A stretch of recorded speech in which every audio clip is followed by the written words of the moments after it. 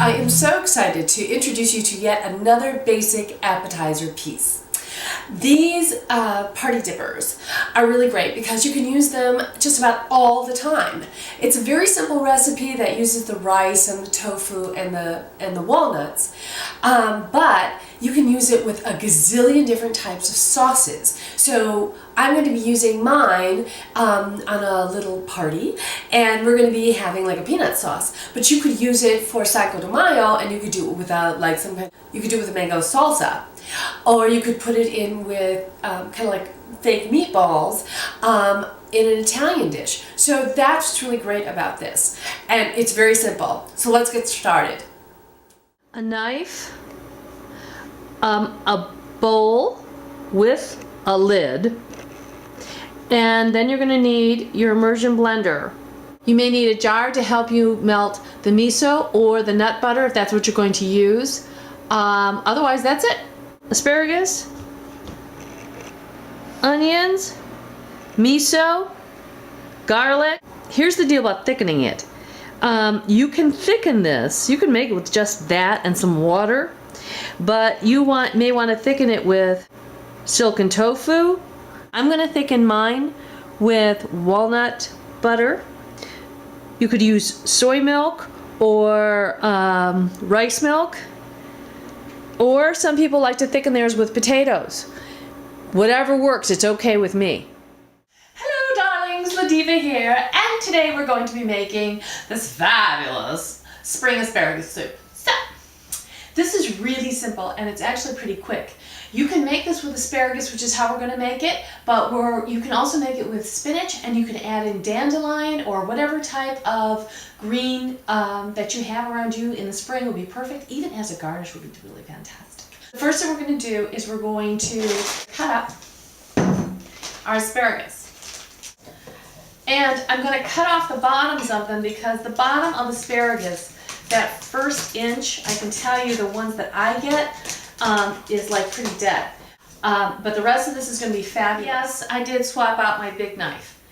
And I cut the amount that I'm going to do in half, which is a pound. Okay? Then I'm also throwing in my onion at the same time, and my garlic, which I'm going to quickly chop. Okay, not exotic. Now I'm going to put a little bit of water in this. I'm going to put it in the microwave for about 5 minutes with a lid on it. That way it'll cook faster. If you have a steaming system, you can also steam them. You want them to be fairly tender. I'll show you when we're done. I just took this out of the microwave and I put it in for another minute because it needed it. And now it's really nice and tender and fabulous. Okay, so what are we going to do now? Now we're going to add groovy stuff. This is about a 1/4 cup of walnut butter. This is around 2 tablespoons of miso. And then I just got these. These are fresh basil leaves. So I'm going to put those in there too. Add of water. I love my immersion blender. Now I'm going to use my immersion blender and blend it all up.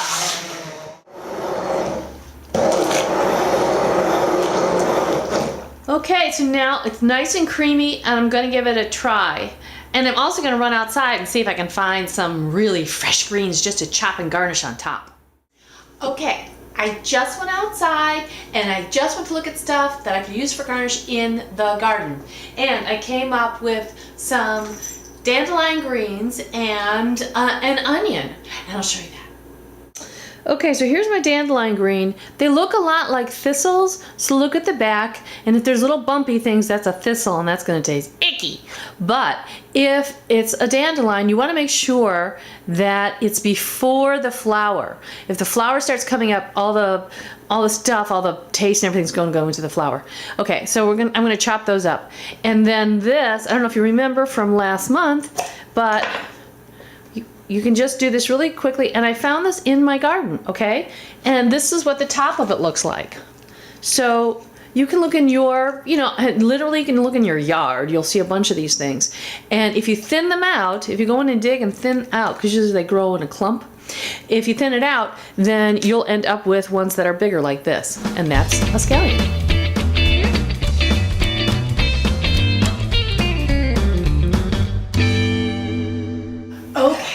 Let's try this little green monster here.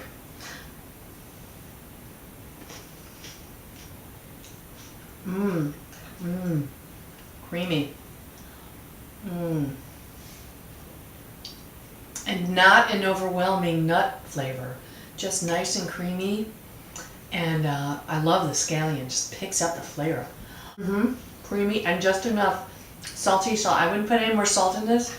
Otherwise, it'll be really salty. Dandelion greens are so high in calcium. It's incredible.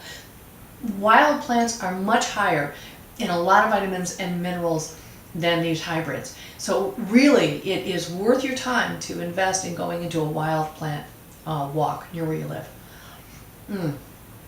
This is great. Yummy. Okay, I'm gonna eat this.